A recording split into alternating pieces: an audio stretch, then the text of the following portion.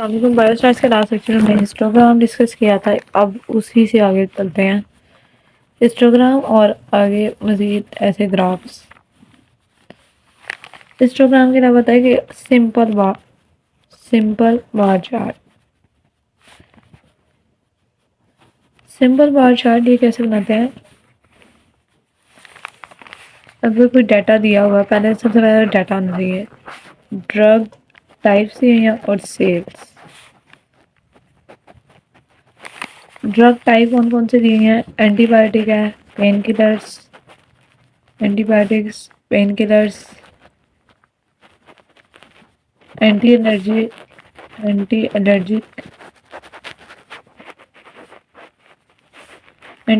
Medicine और vitamin. यहाँ पर कुछ भी आप देख सकते हैं। सेल्स पोस्ट मेडिसिन सारी 1500 हुई है, इसकी पेन किलर की 2000, 1200, वाइटामिन 800। वैसे ये काफ़ी हद तक मुझे सही लगी क्योंकि पेन किलर जो हम पाकिस्तानी सबसे ज़्यादा खाते हैं। उसके बाद हम एंटीबायोटिक्स मांगना शुरू कर देते हैं। वाइटामिन तो हम शाहजहां नाजिर कभी खाते हैं या डॉक्टर लिखते तो आगे इसका ग्राफ बनेगा। ग्राफ बनाने के लिए सबसे पहले स्केल सेट करना होता है, एक्स एक्सिस और वाई एक्सिस। और एक्स एक्सिस वाई एक्सिस पे डिसाइड करना होता है कौन सा वेरिएबल कहाँ आएगा। जो डिपेंडेंट वेरिएबल होता है वो वाई एक्सिस पे आता है, जो इंडिपेंडेंट वेरिएबल होता है वो एक्स एक्सिस पे आता है। इंडिपेंडेंट वेरिएबल जो चेंज ना हो, जो वेरी ना करे। मतलब यहाँ पर ड्रग टाइप्स, अब 4 टाइप्स बतानी है, टाइप्स वेरी नहीं करेंगी लेकिन सेल्स वेरी कर सकती हैं। तब 1500 है, 1500 से 1600 हो सकती है, मतलब इनमें वेरिएशन आ सकती हैं। तो ऐसी चीज़ें वाई एक्सिस पे आया करती हैं। ये वाई एक्सिस पे आएंगी। 800 से शुरू करना है, ऐसा कोई स्केल डिज़ाइन करना है जो 800 के करीब करीब इनसे शुरू हो 2000 तक जाए।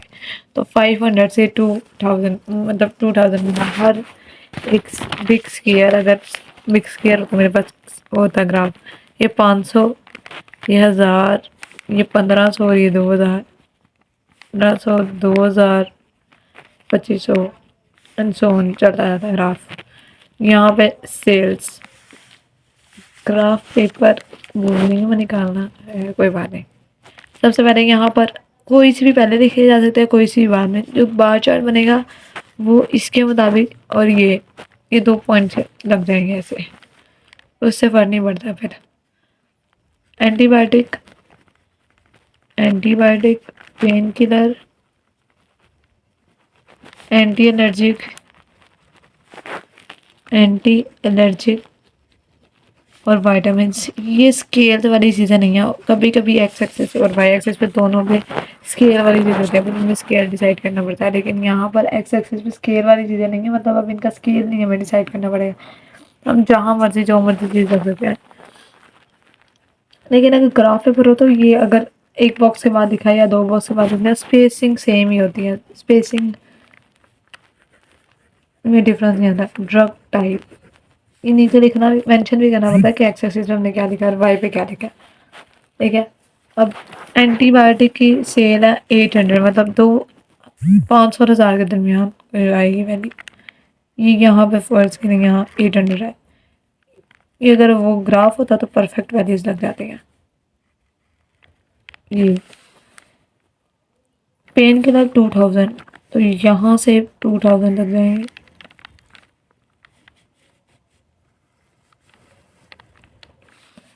एंटी एलर्जिक 1200, अब 1000 और 1500 के दरमियान तकरीबन यहाँ कहीं आएगा। ये सिंपल बार चार्ट है। बार्स, ये रेक्टेंगल शेप, इन चीज़ों को इनको कहते हैं बार्स। ये हमेशा रेक्टेंगल शेप होते हैं। स्क्वायर हो भी सकते हैं अगर ऊंचाई बहुत कम हो तो, ज़्यादातर ये रेक्टेंगल्स होते हैं, इससे रेक्टेंगल। और वाइटामिन 800 हैं। लगता है मैंने एंटीबायोटिक और वाइटामिन वाली, ये वाइटामिन पे इसको लिख देता है क्योंकि ये 800 में लगा चुकी हूँ। ये इसको वाइटामिन कर देते हैं, उसको एंटीबायोटिक में आप लगा देते हैं। इसको 1500 तक लगाना है, एंटीबायोटिक 1500। ऐसे ही अगर किसी पेपर वगैरह में मिस्टेक हो जाए तो इसको नहीं चेंज किया करते, फिर ये जो लग गए कभी लग गए नीचे वाले ही चेंज कर देते हैं फिर। स्मार्ट। फिर यहाँ से ये 1500 तक है, ये 1500 आ गया। इसी से वो दूसरे ग्राफ बनाए जाते हैं। फिर ये इसका सेंटर पॉइंट देता है, इसका सेंटर पॉइंट देता है, इसका इसका वो फिर ऐसे मिलाते हैं, इनके सेंटर पॉइंट्स को मिलाते हैं और वो वाले ग्राफ जो हमें नज़र आते हैं। बार चार्ट ना आमतौर पे ऐसे शो करवाए जाते हैं हम लोगों को। ये एक्सपर्ट हो तो वो ज़्यादा अच्छे बना देते होते हैं।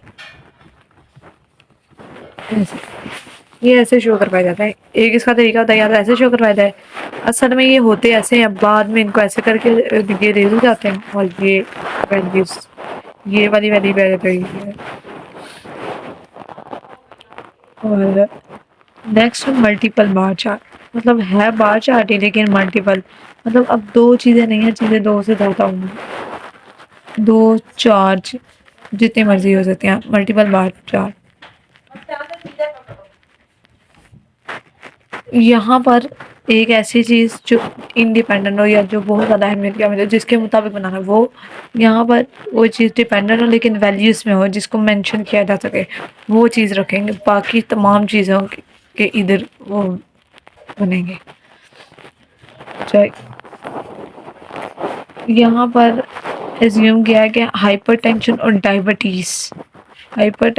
डायबिटीज़ दोनों बीमारियों का इकट्ठा चार्ट बनाना है, पेशेंट नंबर ऑफ पेशेंट है, और 2 महीने भी दो, जनवरी और फरवरी का ग्राफ बनाना है। 2 डिजीज है, महीने भी 2 हैं। तो और डिफरेंट एज ग्रुप के पीपल का फिर डाटा इकट्ठा किया गया। एज ग्रुप्स कौन कौन से, 20 से 29 हैं, 30 से 39, 40 से 49, 50 से 59 और 60 प्लस साल। तो इनमें जनवरी में और फरवरी में, अब जनवरी में हाइपरटेंशन को मैंने HT से रिप्रेजेंट कर दिया शॉर्ट करके, और डायबिटीज़ को D से। हाइपरटेंशन और डायबिटीज़, यहाँ पर भी हाइपरटेंशन और डायबिटीज़। हाइपरटेंशन 15, 25, 40, 68 और 80। यहाँ पर 12, 28, 48, 62 और 85। यहाँ पर 10, 20, 35, 55, 70, 8, 22, 32, 58 और 75। ये डाटा दिया हुआ था, इसके मुताबिक ग्राफ बनाना है डाटा देख के। अब मैंने एक्स एक्सिस पे क्या रखना है, वाई एक्सिस पे क्या रखना है, ये मेरी चॉइस है। सबसे पहले एक्स एक्सिस पे क्या रखूँ, कोई ऐसी चीज़ जिस पे सारी चीज़ें डिपेंड कर रही हो, वो है एज ग्रुप। दूसरा वाई एक्सिस पे क्या रिप्रेजेंट कर सकते हैं, ये जो है ये नंबर ऑफ पेशेंट्स है। कोई ऐसी चीज़ जो नंबर्स में हो और नंबर्स में नंबर ऑफ पेशेंट्स हैं तो ये वाई एक्सिस पे आ देंगे। बाकी इन चारों की लाइनें लग जाएंगी इसकी तरह से। बनाते हैं ग्राफ बस। Let's make a graph. यहाँ पर 80 तक जाएगा number of patient, maximum range 80 90 रखी है, 85 मतलब। तो ये 10, 20, 30, 40, 50, 60, 70, 80 और ये 90 पूरा पूरा ही आ गया। वैसे ही कुछ ज़्यादा ही बड़ा हो गया, आमतौर पर ग्राफ इतने बड़े नहीं होते। ग्राफ को एडजस्ट करके मैं 20 का डिफरेंस भी रख सकती हूँ, 20, 40, 60, 80 फिर वो 100 तक, वो भी सही था। अब तो मैंने लगा लिया। जो यहाँ पर 1, 2 एज ग्रुप्स हमारे पास 1, 2, 3, 4, 5 सेम है। 20 से 29, 30 से 39, फिर 40 से 49, 50 से 59, यहाँ पर आगे फिर ना कहीं 60+, ठीक है। ये हो गया एज ग्रुप और ये नंबर ऑफ पेशेंट्स।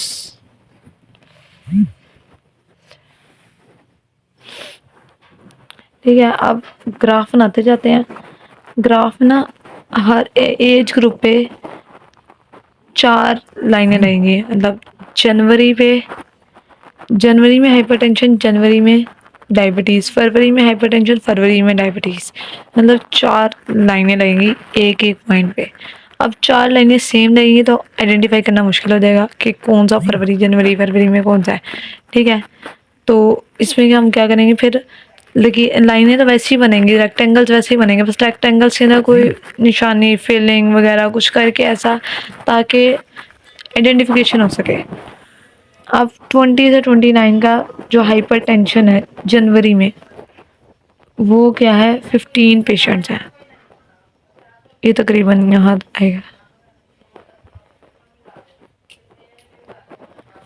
अब जनवरी और हाइपर टेंशन, इसको मैं रिप्रेजेंट करूँगी इससे, ऐसे लगाऊंगी। ठीक है, अब ये आपको पर लिखने की बार बार जरूरत नहीं है जनवरी में हाइपरटेंशन, ये नीचे एक दफ़ा बता दिया, बाकी आप बनाते नहीं ऐसे ही। अब जनवरी में हाइपरटेंशन, या तो पहले हम सबके जनवरी के हाइपरटेंशन को कर लेंगे, या एक दफ़ा 20 से 29 वाले को ही पूरा कर लेते हैं पहले। अब जनवरी में डायबिटीज़ 10 दिया हुआ है। जनवरी में डायबिटीज़ को रिप्रेजेंट करते हैं, ऐसे कर लेते हैं, ऐसे। वैसे ही थोड़ा अजीब लगेगा, खैर कोई बात नहीं। अब फरवरी में हाइपरटेंशन को हम कैसे रिप्रेजेंट करेंगे,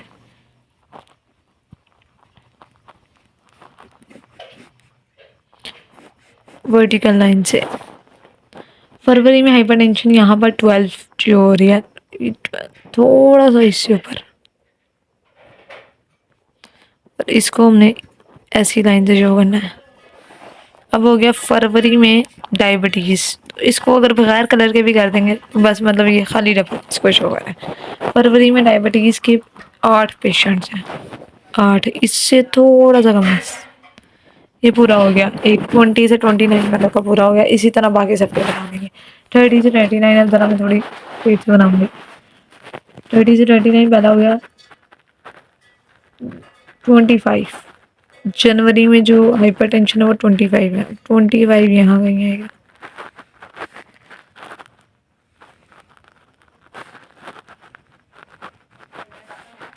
फिर 25 आ गया 28।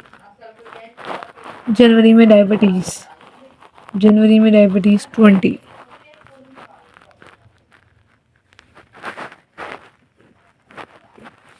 20 होगी। आगे 28 और 32, 28 और 22। ये मेरे पास सारा सामने रखा हुआ, इसलिए मैं डायरेक्ट 28 ये हो गया ऑलमोस्ट। और आगे 22 फरवरी में डायबिटीज़, तो ये 22 तकरीबन इतना हो जाएगा। ये हो गया इस एज ग्रुप का 40 से 49 वालों का। 40 से 49 पहले है जनवरी में हाइपरटेंशन 40 पेशेंट्स है, नंबर ऑफ पेशेंट्स 40 हैं।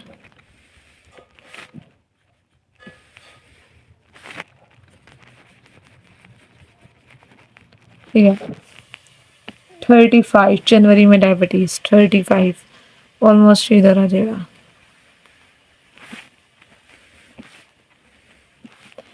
उसके बाद है 48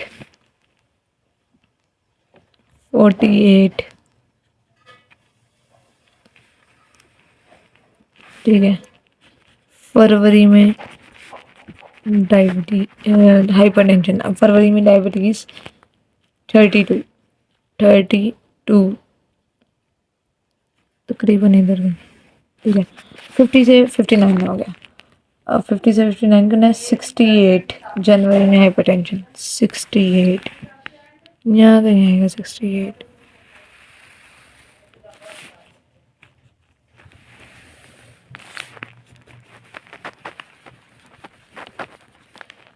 नेक्स्ट है 55 जनवरी में डायबिटीज़ 55 ये 50 हो गया ये 55 ये थोड़ा अजीब सही बन गया। और अगला है 62 फरवरी में हाइपरटेंशन 62 इसे 60 और ये 60 से थोड़ा सा ऊपर 60 ये 60 है 60 से थोड़ा सा ऊपर में शायद पूरा ग्राफ नहीं दिखा ये आ गया।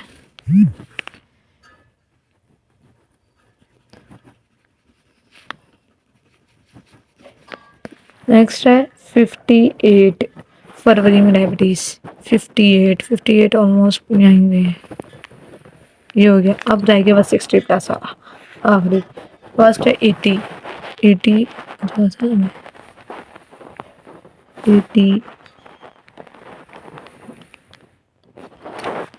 जगह की कमी की वजह से करीब करीब हो गया मैंने जो इस फासले पे आमतौर पर वैसे। ये जनवरी में हाइपरटेंशन जनवरी में डायबिटीज़ 70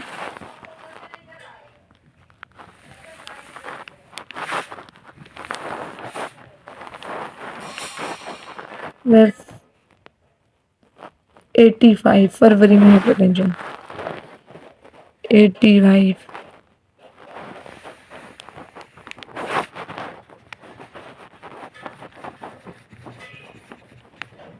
और लास्ट है 75 फरवरी में डायबिटीज़ 75 70 और ये 75 ये हो गया। ये एक एग्जाम्पल है मल्टीपल बार चार्ट की। ये इस तरह बन जाते हैं अगर बहुत ज़्यादा डेटा दिया हो। अब है testing of hypothesis next topic testing of hypothesis. Hypothesis क्या होता है टेंटेटिव एक्सप्लेनेशन ऑफ ऑब्जर्वेशन।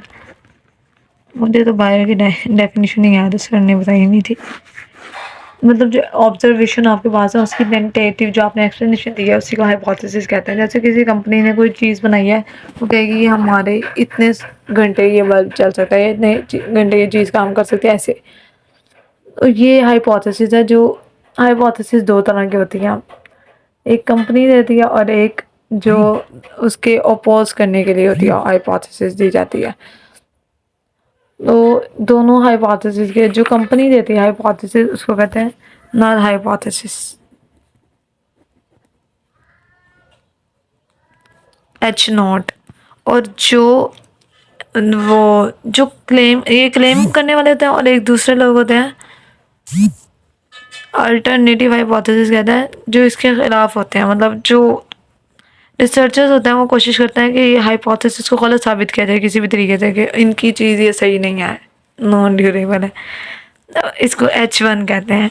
अब इसके लिए इन दोनों को चेक करने के लिए कि कंपनी की बात ठीक है या जो रिसर्चर कह रहा है वो ठीक है या मतलब किसको माना जाए। इसके लिए टेस्टिंग ऑफ हाइपोथेसिस का फिर प्रॉपर मेथड्स होते हैं। स्टैटिस्टिक्स के फॉर्मूलाज अप्लाई किए जाते हैं उसके मुताबिक क्योंकि एक एक बल्ब को तो उठा के चेक नहीं किया जा सकता। वो और ना ही पूरे इतने इतने घंटे कोई देख सकता मुसलसल के बल्ब चल रहा था नहीं चला। तो स्टैटिक्स के तरीके फिर अप्लाई किया जाता है। इसे कहते हैं एस्टिमेशन और testing of hypothesis. Testing of hypothesis से पहले वाला स्टेप भी होता है एस्टिमेशन फिर टेस्टिंग आती है।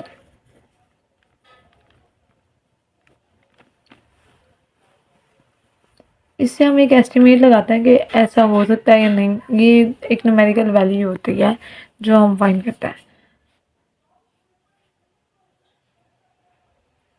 और ये सैंपल जो पूरी पॉपुलेशन होता है उसमें सैंपल से एस्टिमेशन ली जाती है अंदाज़ा लगाया जाता है जिसको हम आम जुबान में अंदाज़ा लगाना कहते हैं। अब एस्टिमेशन में दो चीज़ होती है एस्टिमेट और एस्टिमेटर। एस्टिमेट ये वैल्यू होती है न्यूमेरिकल वैल्यू और एस्टिमेटर वो फार्मूला होता है जिसके ज़रिए हमने ये एस्टिमेट वाली न्यूमेरिकल वैल्यू फार्मूला रूल या मेथड। टेस्टिंग ऑफ हाइपोथेसिस हमें बताती है कि हाइपोथेसिस ठीक है कि नहीं। तो टेस्टिंग में एरर भी आ सकता है। तो एरर्स इन टेस्टिंग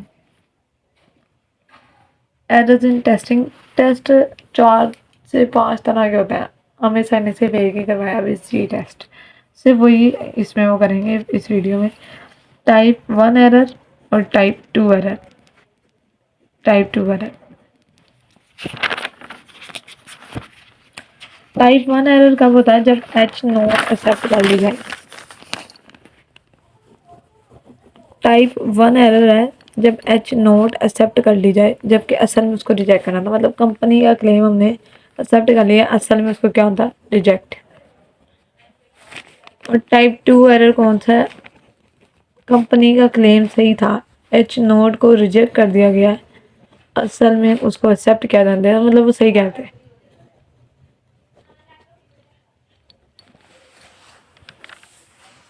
ठीक है, तो ये हाइपोथेसिस के अब प्रोसीजर होते हैं, general procedure testing of hypothesis. खत्म। सबसे पहले स्टैटिस्टिकल इन्फ्लुएंस में क्या करते हैं? एस्टिमेशन और टेस्टिंग। एस्टिमेशन अंदाज़ा लगाया जाता है, एस्टिमेटर के ज़रिए एस्टिमेट निकाला जाता है, फिर उसकी टेस्टिंग की जाती है, उससे हाइपोथेसिस बनाई जाती है, उसकी हाइपोथेसिस की टेस्टिंग की जाती है। हाइपोथेसिस एक तो क्लेम की जाती है और दूसरा उसके ऑपोजिशन में जो होती है हाइपोथेसिस, अल्टरनेटिव हाइपोथेसिस। अब इसमें टेस्टिंग में एरर भी आ सकता है, टाइप 1 और टाइप 2 एरर। अब जनरल प्रोसीजर क्या है इसकी टेस्टिंग का? यहाँ पर हम पहुँच गए। सबसे पहले क्या? State your problem. पहले बताएं मसला क्या है।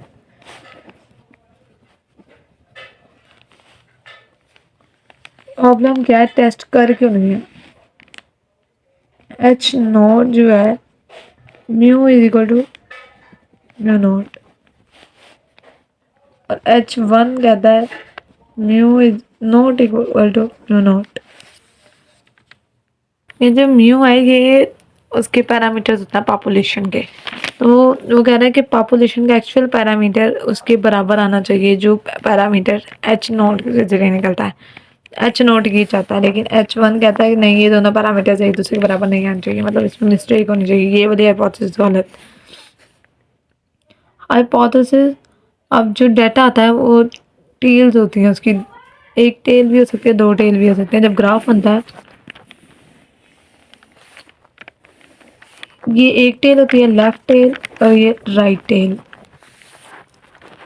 लेफ्ट और राइट टेल। अगर क्वालिटेटिव टेस्ट में डाटा या तो दोनों तरफ है, मतलब एक पॉजिटिव साइड की तरफ भी है, यहाँ पे एक जीरो, ये पॉजिटिव साइड एक साइड नेगेटिव बन जाती है, तो ऐसे डाटा को टू टेल डाटा आता है, मतलब ये टू टेल इसकी ग्राफ की। और अगर डाटा ये यहाँ अब जीरो, यहाँ पे अब सारी वैल्यूज या पॉजिटिव में या नेगेटिव है, तो वो सिंगल टेल होती है। दूसरा स्टेप होता है लेवल ऑफ सिग्निफिकेंस, मतलब कि आपकी हाइपोथेसिस किस हद तक आप क्लेम कर सकते हैं कि बिल्कुल ठीक है। अल्फा 1%, 5% या 10%, ये क्लेम करने वाला डिसाइड करता है। जो मेडिसिन वगैरह होता है वो वाले, जो मेडिसिन वाले जैसे हम फार्मासिस्ट वगैरह हैं, तो ये हम लोग 1% के इतनी पॉसिबिलिटी कम। 5% बिजनेस वाले कहते हैं कि, और 10% एग्रीकल्चर, क्योंकि एग्रीकल्चर में रेट ज़्यादा होता है किसी चीज़ की बेची का। तीसरा, चूज एन अप्रोप्रिएट स्टैटिस्टिक। अब एक एस्टिमेटर चूज़ करें, एक फार्मूला चूज़ करें जिसके ज़रिए आपने चेक करना है। ये वो टेस्टिंग वाली स्टेज है जिसमें हम लोग वो लगाते हैं, कोई फार्मूला लगाते हैं, कोई जी टेस्ट वगैरह का formula. Determine the rejection region. Determine the rejection region, rejection के चांसेस कितने हैं, रिजेक्शन का एरिया कितना है। फिफ्थ स्टेप है compute the values of test, compute values of test statistics. Values का आंसर निकाला जाए। अब यहाँ पर से फार्मूला लिखा गया था, यहाँ पर रिजेक्शन रीजन निकाला, लेकिन अब यहाँ पर वैल्यूज पुट करके आंसर निकालें और आखिर में कंक्लूजन देंगे H1 रिजेक्ट, वो एच नॉट रिजेक्ट हो गया या एक्सेप्ट हो गया। टेबल वैल्यूज जो है ये थ्योरेटिकल यील्ड है, और ये जो कैलकुलेटेड वैल्यूज हैं ये एक्चुअल यील्ड है। तो अगर एक्चुअल यील्ड हमेशा कम ही हो सकती है, थ्योरेटिकल से कभी ज़्यादा नहीं। अगर ये ज़्यादा हो गई है कैलकुलेटेड से, कैलकुलेटेड ज़्यादा है तो मतलब डेट्स ओके, हमारी यही हाइपोथेसिस की टेस्टिंग ठीक थी। लेकिन अगर कैलकुलेटेड वैल्यू कम हो जाती है और टेबल, नहीं नहीं ये ओके नहीं है। कैलकुलेटेड टेबल वैल्यू असल में ये थ्योरेटिकल वैल्यू है, कैलकुलेटेड वैल्यू ये प्रैक्टिकल वैल्यू है, तो ये रिजेक्ट हो जाती है हाइपोथेसिस। लेकिन अगर कैलकुलेटेड वैल्यू छोटी निकाला है टेबल वैल्यू से तो ये एक्सेप्ट हो जाती है। वो जो कैलकुलेटेड वैल्यू होती है उसको हम कंपेयर करते हैं टेबल वैल्यूज गिवन होती हैं, ये आप लगाने थ्योरेटिकल यूनिट की तरह होती हैं, ये ऑलरेडी गिवन होती हैं, उसको कंपैरिजन किया जाता है फिर कैलकुलेटेड वैल्यू। अगर कैलकुलेटेड वैल्यू बड़ी हो गई है, थ्योरेटिकल से ही ज़्यादा हो गया प्रैक्टिकल, ऐसा पॉसिबल ही नहीं है, तो रिजेक्ट हो जाती है हाइपोथेसिस, वरना एक्सेप्ट हो जाती है। ये हो गया। अब हम बात करेंगे जी टेस्ट की। अगर जी टेस्ट के लिए, इस चीज़ के लिए टेबल वैल्यूज ही हैं। अल्फ़ा अल्फ़ा 10%, 5% और 1%, 0.10, 0.05, 0.01। अब अल्फ़ा तीनों दे दिए गए हैं। अब ये डिपेंड करता है हमारे डाटा पे और वो क्लेम करने वाले पे कि वो कौन सा alpha choose. Two tail two tail है मतलब पॉजिटिव और नेगेटिव दोनों वैल्यूज पॉसिबल है। +-1.645 is equal to Z alpha over 2। ये जी टेस्ट हो रहा है असल में, मैंने कहा था ना हम जी टेस्ट डिस्कस कर रहे हैं, ये जी टेस्ट हो, तो ये Z +-1.96 is equal to Z alpha by 2 +-2.58 is equal to Z alpha by 2। जो ग्राफ बनता है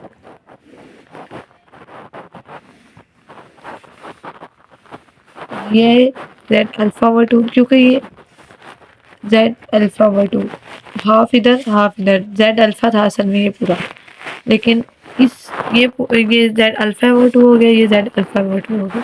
और इसका जो एरिया है इस ग्राफ का, जो एरिया है ये 1 माइनस अल्फ़ा होता है, अल्फ़ा ए नहीं अल्फ़ा। और जेड का आंसर कैसे आता है, एक्स बार ये मीन है, अरिथमेटिक मीन, माइनस म्यू, ये म्यू और सिग्मा ये दोनों पैरामीटर्स हैं of population parameters. Over sigma over under root N number of terminologies होती हैं। अगर कोई डाटा दिया हुआ है, नंबर ऑफ एन उसमें क्या है 12 है, एच दिया हुआ है, एच में म्यू दिया हुआ है 20, लेकिन एच, अब पहला स्टेप क्या है कि म्यू दिया हुआ है 20, तो एच कहेगा म्यू 20 ही है, लेकिन एच 1 कहेगा नहीं ये 20 नहीं है। एक्स बार दिया हुआ है 22। अब अल्फा सेलेक्ट करना था हमने दूसरे में, पहला स्टेप ये हो गया, दूसरा स्टेप में अल्फा सेलेक्ट करना था, अल्फा दिया हुआ 0.05 मतलब 5%। तीसरा टेस्ट स्टैटिस्टिक्स हमने अप्लाई करना था, टेस्ट स्टैटिस्टिक, इसमें फार्मूला कौन सा लगाना है, फार्मूला ये वाला जेड टेस्ट है, जेड वाला minus mu over sigma over under root N. Fourth step जो होता है क्रिटिकल रीजन निकालना है या रिजेक्शन रीजन निकालना है, रिजेक्शन रीजन को क्रिटिकल रीजन भी कहते हैं। ये या तो लेस देन या इक्वल टू होता है जेड अल्फा ओवर 2, इतना एरिया गलत भी हो सकता है, मतलब इसके बराबर या इससे थोड़ा कम। जेड अल्फा ओवर 2 की वैल्यूज हमारे पास है ये टेबल में, और 5% वाला हमने सेलेक्ट किया, तो ये +-1.96 +-1.96, ठीक है। फिफ्थ कैलकुलेशन, कैलकुलेशन करेंगे। अब यहाँ पे ये फार्मूला दिखा था, अभी तक वैल्यूज नहीं पुट की हमने। एक्स बार क्या है 22 दिया हुआ है, माइनस म्यू दिया हुआ है 20 डिवाइडेड बाय सिग्मा, सिग्मा क्या है 1, सिग्मा भी देखा हुआ है 2, यहाँ पर सिग्मा मैंने नहीं लिखा है, ये 2 है असल, 2 ओवर अंडर रूट एन 12 है, एन 12 है, √12 ये हो गया 2 2 √12/2, 2 से कट गया और ये आ गया 3.46। ये एकदम से मैंने क्या कर दिया, ये असल में ये है 2/2/√12, और जो थर्ड तीसरे बटे में जो चीज़ होती है वो ऊपर जाके मल्टीप्लाई हो जाया करती है। जो तीसरे बटे में चीज़ होती है वो ऊपर जाके मल्टीप्लाई हो जाएगी, ये ऐसे जाके मल्टीप्लाई हुआ है, इसलिए मैंने 2 को 2 से काट दिया, √12 सॉल्व करके ये आ गया। अब कैलकुलेटेड टेबल क्या कहता था 1.96 तक वैल्यू है, लेकिन हमारी वैल्यू ये आ रही है H0 रिजेक्ट हो गई है। हम रिसर्चर से हमने रिजेक्ट कर दी, खत्म हो गया। बस यही था इसका एक सवाल।